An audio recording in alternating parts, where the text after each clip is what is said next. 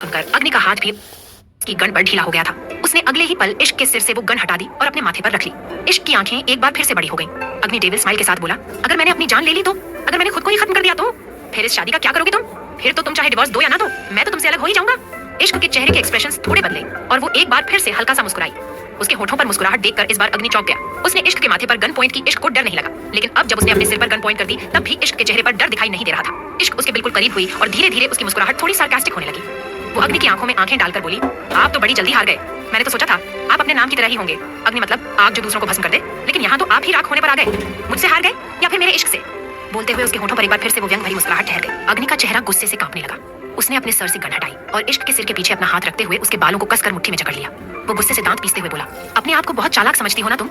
जानती हो मैं किस पॉइंट पर ट्रिगर होऊंगा तो मुझे उस पॉइंट तक लेकर आ रही हो। तुम्हें क्या लगता है कि ये सब करके तुम्हें कुछ हासिल हो जाएगा? तुम्हें डिवोर्स नहीं देना तो मत दो, लेकिन आइंदा मेरे सामने मत आ जाना, वरना आज छोड़ दिया अगली बार भाड़ में जाए तुम और तुम्हारा इश्क। मेरे लिए किसी की जान मैटर नहीं करती। मुझे उकसाने की कोशिश मत करना, वरना अग्नि सिंह राठौर चीज क्या है तुम्हें अच्छे से बता दूंगा। जो इश्क की रट लगा रखी है ना तुमने, एक बात कान खोलकर सुन लो। नफरत करता हूं मैं तुमसे और हमेशा नफरत करता रहूंगा। नफरत का कारण मत पूछना, क्योंकि अग्नि सिंह राठौर जो करता है उसका रीजन और रिजल्ट दोनों ही नहीं मायने रखते। तुम्हारे दिमाग में शायद ये ख्याल पुलाव होगा कि मेरे साथ रहकर मेरे करीब आती रहोगी और मैं तुम्हारी तरफ अट्रैक्ट हो जाऊंगा। मुझे तुमसे प्यार हो जाएगा तो गलतफहमी है। तुम्हारी इस अग्नि सिंह राठौर को तुमसे प्यार कभी नहीं होगा और अब तो मुझे तुम्हारी शक्ल भी नहीं देखनी। ये आखिरी बार था जब मैं तुम्हारे सामने हूँ। इसके बाद अब डिवोर्स के दिन मिलूंगा। अग्नि की बातें सुनते हुए इश्क का दिल धक सा रह गया। उसे ऐसा लगा जैसे उसकी धड़कन उसके सीने से बाहर ही कहीं चली गई हो और वो बस एक लाश बनकर खड़ी रह गई हो। अग्नि ने एक झटके से उसे छोड़ा। इश्क लड़ खड़ा कर पीछे दीवार से लग गई। अग्नि वहां से जाने लगा। इश्क उसे तुरंत से रोकते हुए बोली, प्लीज 1 मिनट मिस्टर फायर। न जाने क्यों उसकी आवाज सुनते ही अग्नि के कदम रुक गए। इश्क उसके बिल्कुल करीब आई।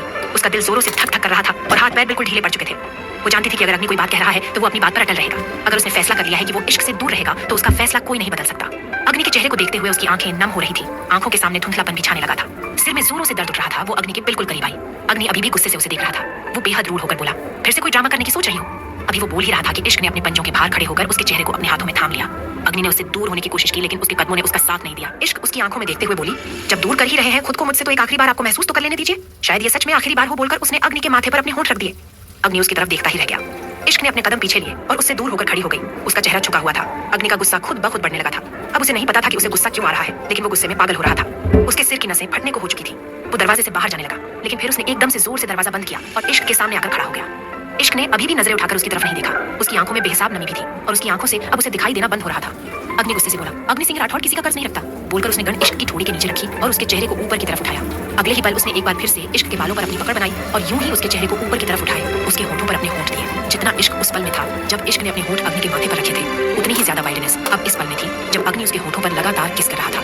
इश्क ने उसके कंधों पर अपने हाथ रखते हुए अपने नाखून उसके कंधों पर गड़ाने शुरू कर दिए। कंधों से कब उसके हाथ उसकी कॉलर पर जाकर उसकी गर्दन तक गए उसे खुद नहीं पता। अग्नि बहुत ज्यादा वाइल्ड था। आज तक उसने इश्क को इस तरह से किस नहीं किया था जैसे आज कर रहा था। इश्क को दर्द महसूस हो रहा था। गहरी गहरी सांस लेते हुए अग्नि ने इश्क के होठों को छोड़ा। इश्क की सांस भी उखड़ने लगी थी। तकरीबन 5 मिनट तक दोनों के होंठ एक दूसरे के होठों से मिले हुए थे। अग्नि गुस्से से इश्क की तरफ देखते हुए बोला, आइंदा मेरे करीब आने की हिम्मत मत कर देना। बोलते हुए उसने इश्क के होठों के किनारे से बह रहा खून अपनी उंगली पर लिया और नजरें तिरछी कर बोला, वरना बोलकर ही वो चुप हो गया, लेकिन उसकी आंखें ही बता रही थी कि वो कहना क्या चाहता है। वही इश्क की नजरें अग्नि की गर्दन पर थी, जहां पर उसके नाखूनों ने उसे ढेरों जख्म दे दिए थे। वो अग्नि की तरफ देखते हुए बोली, मेरे जख्म कुछ दिनों में खत्म हो जाएंगे, लेकिन जो जख्म आपके दिल पर लगेगा उससे बहुत तकलीफ होगी आपको। बहुत रुलाया है आपने मुझे, बहुत तड़पाया है आपने अपने इश्क में। चाहती नहीं कि आप पर वो बीते, पर मैं ये जरूर चाहती हूँ कि ये इश्क की तड़प आप पूरी जिंदगी झेले। मैं मरकर भी नहीं भूलूंगी आपको और आप जीते जी नहीं भूल पाएंगे। उसकी बात सुनकर अग्नि का गुस्से से भरा हुआ चेहरा एक बार फिर से कांपने लगा। उसने जोर से अपना हाथ दीवार पर मारा और इश्क को लगभग से घूरते हुए वहां से चला गया। उसके जाने के बाद इश्क घुटनों के बल नीचे जमीन पर बैठी। उसकी आंखों से आंसू लगातार बह रहे थे। वो रोते हुए बोली, अब तो एक पल भी नहीं चाहिए जिंदगी का। आपकी याद से पहले काश मौत आ जाए। तकरीबन 3 दिन बाद इश्क अपने कमरे में थी और ऑफिस के लिए तैयार हो रही थी। पिछले 3 दिनों से उसने एक बार भी अग्नि को नहीं देखा था। वो ऑफिस जाती तो अग्नि सिर्फ अपने कैबिन में होता, ना वो उसे अपने कैबिन में बुलाता और ना ही कभी उसके कैबिन में आता। पिछले 3 दिनों से वो फार्म हाउस में रह रहा था। अगर अग्नि उसके पास नहीं आया तो इश्क ने भी उसके पास जाने की कोशिश नहीं की। इन 3 दिनों में इश्क और भी ज्यादा कमजोर हो चुकी थी, लेकिन वो घर वालों के सामने ऐसे प्रिटेंड कर रही थी जैसे वो बिल्कुल नॉर्मल हो। उसकी हालत सांझ और सूर्या दोनों ही अच्छी तरह से जानते थे। हालांकि सांझ को उसकी बीमारी के बारे में नहीं पता था, लेकिन अग्नि के बिना उसकी हालत क्या होगी ये सांझ बहुत अच्छी तरह से जानती थी, लेकिन वो भी कुछ नहीं कर पा रही थी। आज दिवाली का दिन था। उसने एक सर्वेंट को इश्क को बुलाकर लाने के लिए कहा। इश्क अपने कमरे में थी जब वो सर्वेंट उसे बुलाने आई। उस सर्वेंट के साथ ही वो सांझ के कमरे में आई। सर्वेंट के साथ इश्क सांझ के कमरे में आई। उसके सांझ के पास आने से पहले ही अमायरा, निया और इतिश्री सांझ के कमरे में ही मौजूद थी। इश्क हैरानी से सबको देख रही थी। सांझ ने उसे देखा और मुस्कुराते हुए उसके पास आई और उसका हाथ पकड़कर उसे बेड पर बिठाते हुए बोली, तुम्हारी तबीयत तो ठीक है ना? इश्क ने अपना चेहरा हाँ में हिलाया। उसकी नजर सामने खड़ी अमायरा पर गई, जिसने अपना चेहरा झुका रखा था। सांझ ने इश्क के गाल पर अपना हाथ रखा और बोली, तो फिर इतना उदास सा चेहरा क्यों है तुम्हारा? आज दिवाली है, कम से कम आज तो इस चेहरे पर मुस्कुराहट रहने दो। सांझ ने ये बात कह तो दी थी, लेकिन वो भी जानती थी कि इश्क का चेहरा उतरा क्यों हुआ है। वो बस उसे खुश रहने के लिए बोलना चाहती थी। सांझ अपने क्लोजेट की तरफ बढ़ गई। निया और रितिश्री जहरीली स्माइल के साथ इश्क की तरफ देख रहे थे, क्योंकि अब तक तो उन्हें भी समझ आ चुका था कि अग्नि इश्क से अलग हो चुका है। पिछले 3 दिन से वो घर नहीं आया था। इसका मतलब साफ था कि अब वो इश्क के पास वापस आएगा भी नहीं और अब उनका डिवोर्स होना कंफर्म है। सांझ अपने क्लोजेट की तरफ देखते हुए थोड़ा परेशान होने लगी। उसने अपने क्लोजेट में अपना लॉकर खोला हुआ था। रितिश्री सांझ की तरफ देखते हुए बोली, इतना वक्त क्यों लग रहा है दी? सांझ उसकी तरफ घूमी और बोली, पता नहीं, एक नेकलेस था, वो मुझे मिल नहीं रहा और वो नेकलेस मुझे अभी चाहिए था, क्योंकि आज मैं इश्क को वही नेकलेस देने वाली हूँ। बोलते हुए अपने हाथों में 3 ज्वेलरी बॉक्स लेकर टेबल की तरफ आई। उसने वो ज्वेलरी के तीनों बॉक्स टेबल पर रखे और वापस से अपने क्लोजेट की तरफ गई। अमायरा के चेहरे पर पसीना आने लगा था। सांझ अपने लॉकर को अच्छी तरह से चेक करते हुए बोली, मुझे अच्छी तरह से याद है, मैंने वो नेकलेस इसी लॉकर में रखा था, लेकिन अब वो नेकलेस नहीं मिल रहा। इतिश्री तुरंत से बोली, कहीं वो आपका डायमंड नेकलेस तो नहीं था जो सूर्या भाई ने आपको आपकी शादी की 25th एनिवर्सरी पर दिया था? सांझ ने अपना चेहरा हाँ में हिलाया। इतिश्री का मुंह खुला का खुला रह गया। वो नेकलेस करोड़ों की कीमत का था। वही इश्क की नजरें अमायरा पर थी, जिसकी सांसें तेज हो चुकी थी। अमायरा अपनी उंगलियों को बार बार आपस में उलझाई जा रही थी और थोड़ा पैनिक हो रही थी। इश्क अपनी जगह से उठी और बिना किसी का ध्यान अपनी तरफ खींचे अमायरा के पास आकर खड़ी हो गई। वो सांझ की तरफ देखते हुए बोली, हो सकता है माँ आपने वो नेकलेस कहीं और रखा हो। आप वो नेकलेसेस मुझे फिर कभी दे दीजिएगा, और वैसे भी मेरे पास बहुत सारी ज्वेलरी है, मैं उनमें से कुछ पहन लूंगी। बोलते हुए उसने अमायरा का हाथ अपने हाथ में पकड़ा हुआ था।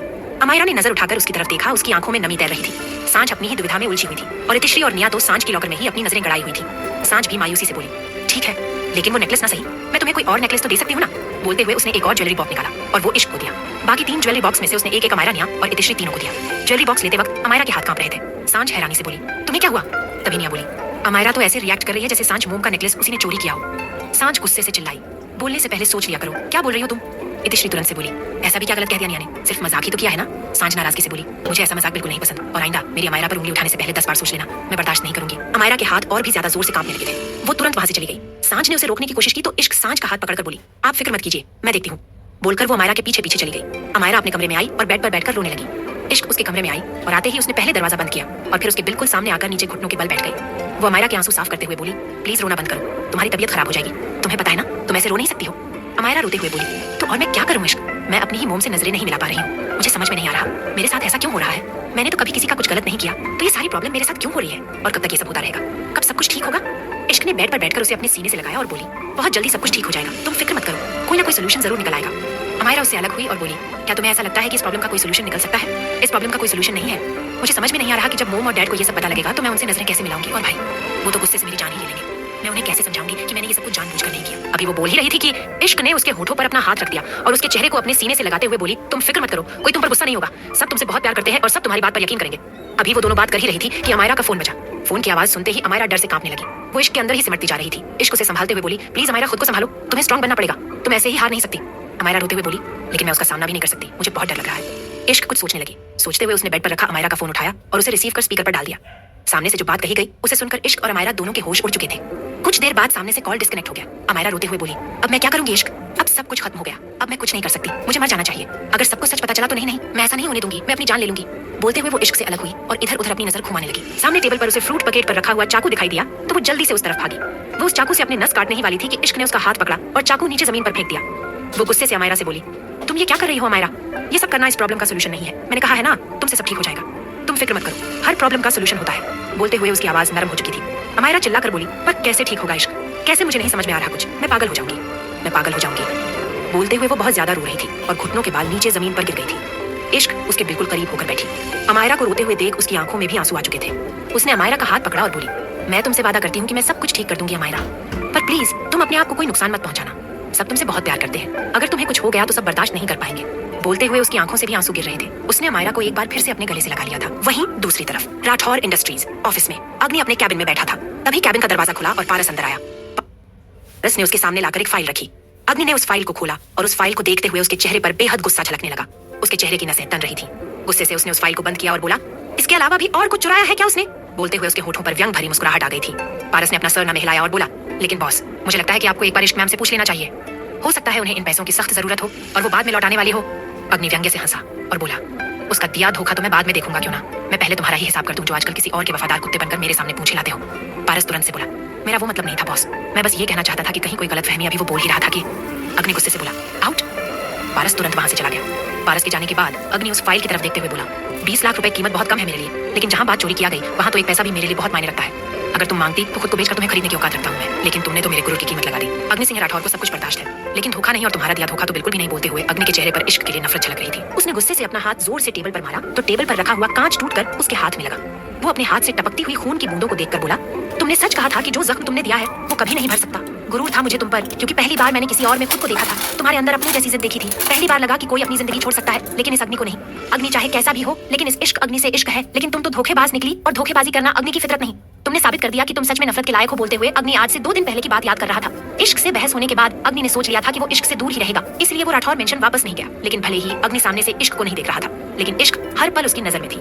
बीती कल शाम को इश्क ऑफिस से फ्री हुई और कैब लेकर राठौर मेंशन के लिए निकल गई। अग्नि की गाड़ी ऑफिस से कुछ ही दूरी पर खड़ी थी। जैसे ही इश्क की कैब उसके सामने से निकली, उसने अपनी गाड़ी कैब के पीछे लगा दी। जिस तरह से इश्क पर हमला हुआ था, वो यूं ही इश्क को अकेला नहीं छोड़ सकता था। लेकिन वो तब हैरान रह गया जब इश्क राठौर मेंशन ना जाकर मार्केट की तरफ गई। लेकिन फिर भी उसने उसका पीछा करना नहीं छोड़ा, क्योंकि मार्केट में जाने के बाद तो इश्क पर खतरा और भी ज्यादा हो सकता था।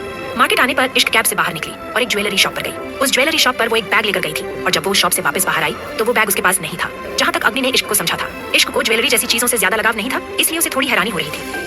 इश्क के जाने के बाद अग्नि उस शॉप पर आया, और उस शॉप पर आने के बाद उसे जो पता चला वो सुनकर एक पल के लिए तो उसे उसकी लाइफ का सबसे बड़ा शॉक मिला था।